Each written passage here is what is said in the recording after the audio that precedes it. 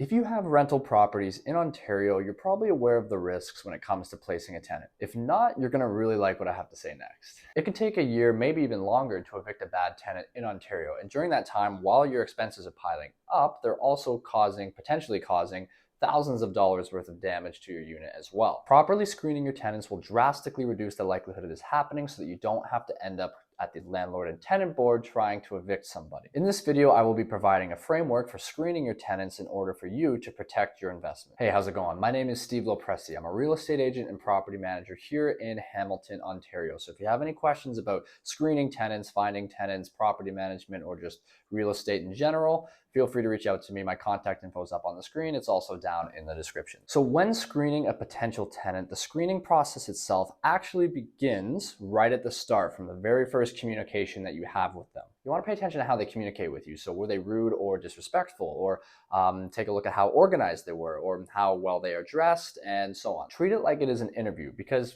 frankly, it is. You're interviewing them to be your next potential tenant. Depending on how you find your tenants, you most likely communicated with them over text or email before meeting them in person. Take a look at the messages they send you and see how much effort they are actually putting in. So if their messages are very short, very lazy, or they take a long time to reply, that could just indicate that they're not taking this very seriously. If you post your ads to Facebook Marketplace, you'll get a lot of those automatic "is it available" messages sent to you. People are just scrolling and they're just sending that off to a bunch of people randomly. And that shows me that they're not taking their search very seriously. And if they're serious about trying to find a house, which they should be because it's a serious matter, then they should be putting a little bit more effort into that search. When they come for a showing, same thing. Take a look at how well they are dressed. Were they on time? Were they courteous when speaking to you? Were they respectful? And so on.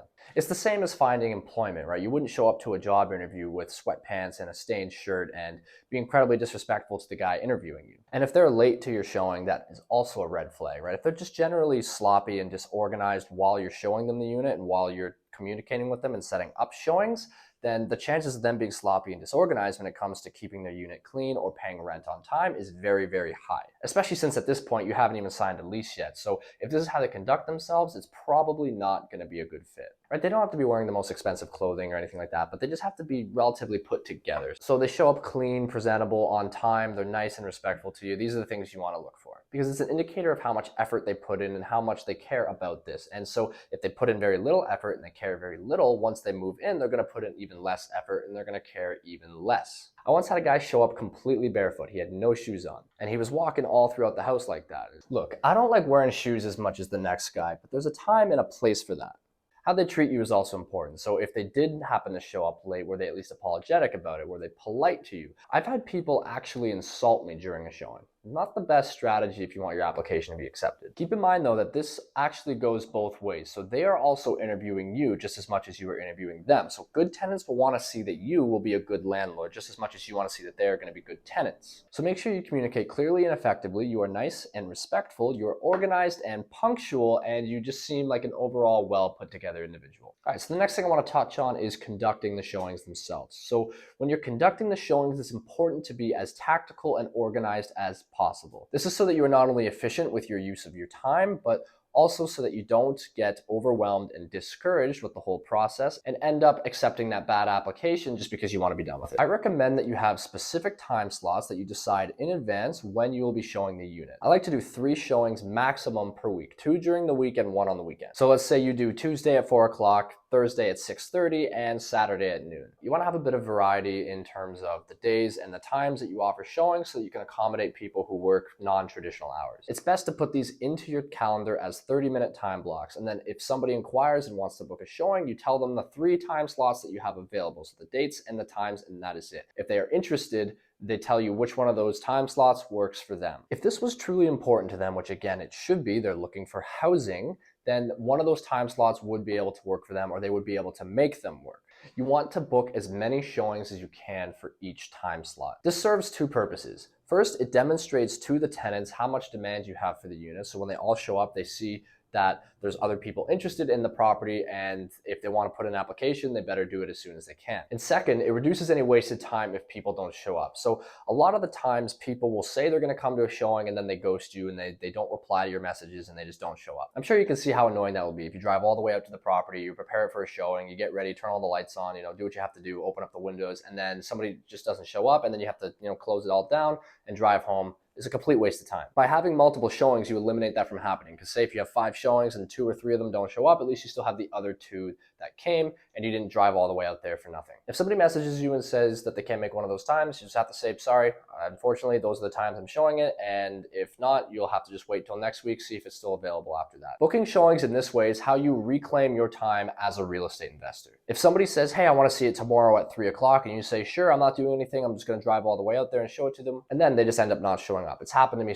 more times than I can count. If it's not possible to get multiple showings, you find that you're not getting very much demand for your units, it's possible that a couple things are happening. That first, maybe your price is too high, or just something else with the marketing of the unit is off. I'll be putting out a video at some point about how to market your rental units in order to maximize the amount of showings and the amount of demand you receive, so make sure to subscribe so you don't miss it. The next point, and this is very important, is that you don't tell them that it is an open house you are putting on. You want to make sure that you let them know that it is a scheduled appointment and they have to show up at a specific time. If they think it's an open house, they'll think that they can just come whenever, and they also won't let you know if they're going to be late or they're canceling. Since they think you're going to be there anyways, it doesn't matter as much. The reason why I included this as part of the screening process is because if they don't want to accommodate the times that you give them, then they're probably not taking this too seriously, and you don't want to be dealing with those types of tenants anyways. It'll also keep you from getting overwhelmed with the entire process and getting a little lazy with your screening just because you want it to be done. So the next phase of this process is the actual application itself. Now, this part of the process is up to you to decide what you are comfortable with. The more information you request, the harder it will be to not only find a tenant who is willing to provide it, but also actually checks out when they do. The first thing you're going to want to get, no matter what, is a completed rental application form. So you can use the OREA, the Ontario Real Estate Association one. You can just Google OREA form 410 and it should pop up, and you can use that as a template, or you can create your own. Essential information that should be included on the application is the names of every individual who will be living in the unit, including their children, any pets that they have, their income and their employment situation, so their source of income, whether they're working a job or whatever else they're doing, wherever they're getting their income from. And then you're also going to want to get their previous rental history. Take a look at how much they're making per month and see if they can reasonably afford your unit and also pay for all their other bills at the same time. If rent is $2,000 and they're only making $2,200 a month, that's probably not enough. It's also a good idea to collect pay stubs and an employment letter so that you can verify the income that they put on their application form and verify that it is correct. A lot of times I'll get applications with what seems like just a random number that they pulled out of the sky for their income, and then when I cross-reference it with the forms that they gave me, their employment letter and their pay stubs, it's nowhere near what they put on their application. So you're going to want to make sure that you verify any numbers that they give you. If they tell you that their income is $6,000 a month, you're going to want to verify that, and then also verify where it's coming from. The next thing you can do is ask for a credit report. You can get them to give you one from Equifax or TransUnion or one of those other sites like that. Credit Karma, I think, is another one. And you can get them to give it to you. It usually comes as a PDF that they can either print out or just download and send it to you directly. You don't want them to just send you a screenshot of their banking app where it just has a number and there's nothing else. You want to make sure that it has their full name on it and everything so that you can see whose it actually is. It's not just some random one that they found on the internet or took from a friend. You're trying to assess their overall financial situation, so gather as much information as you think is necessary. But again, keep in mind, the more information you ask for, the harder it will be to find somebody who can meet that criteria. If their financial situation maybe isn't the greatest, but you otherwise think they would make a good tenant, you can ask them if they have a cosigner or a guarantor. This is ideally someone who is related to them, and you're going to want to call this individual to make sure that they consent. You're also going to want to ask for the same information to verify their income that you would from the person actually living in the rental unit. And then you're going to want to have a separate cosigner or guarantor document that you have them sign as well, so that you are protected as much as possible. Now, another thing you could ask for if you want, in order to verify their financial situation, is bank statements. This can give you a little bit more perspective into how their financial situation is. So say, for example, if somebody doesn't have the best credit score, but they say to you, hey, I have really good savings,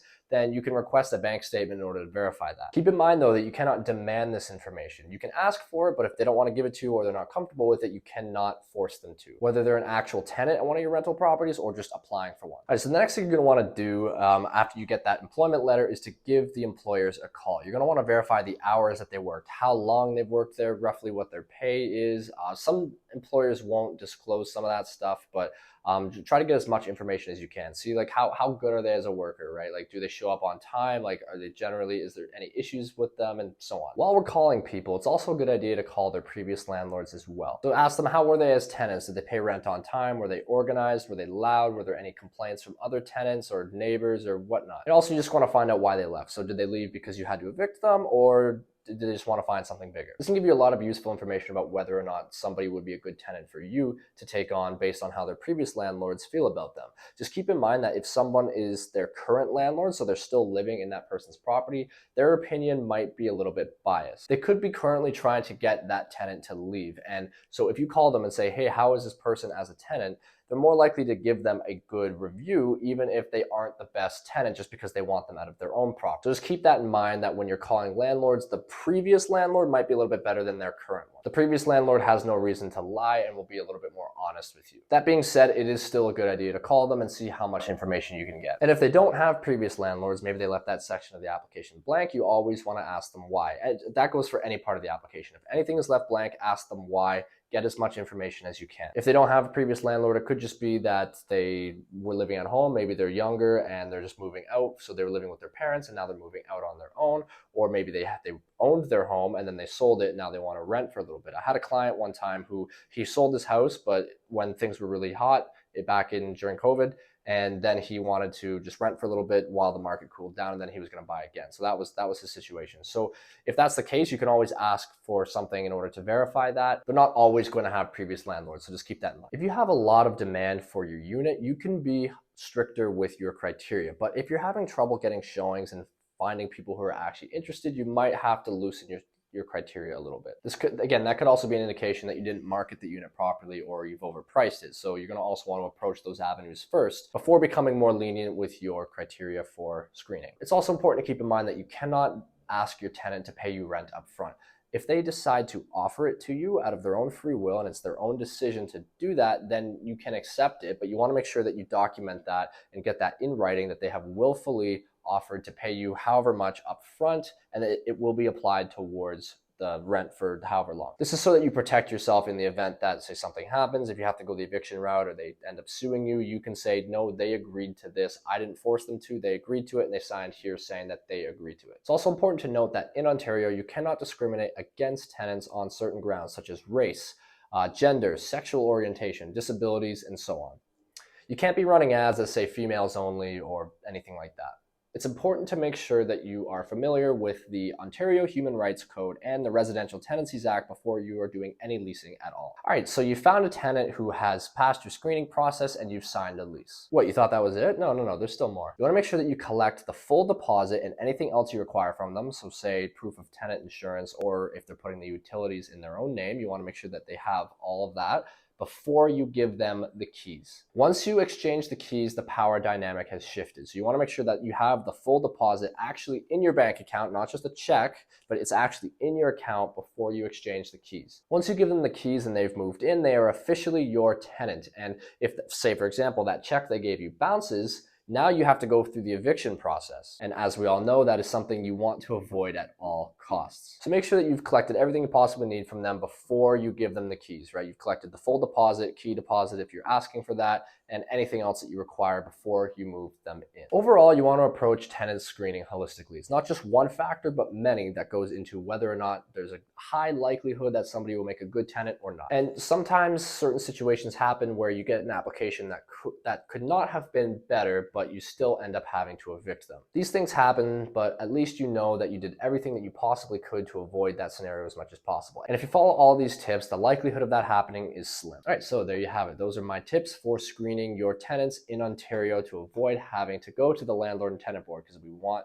to avoid the landlord and tenant board. If you have any questions about property management, leasing, real estate investing in Hamilton, Ontario, then feel free to reach out to me. My contact info is down in the description. And if you liked this video and found some value in it, don't forget to like and subscribe. It would really help me out. All right, thanks for watching. I'll see you in the next one.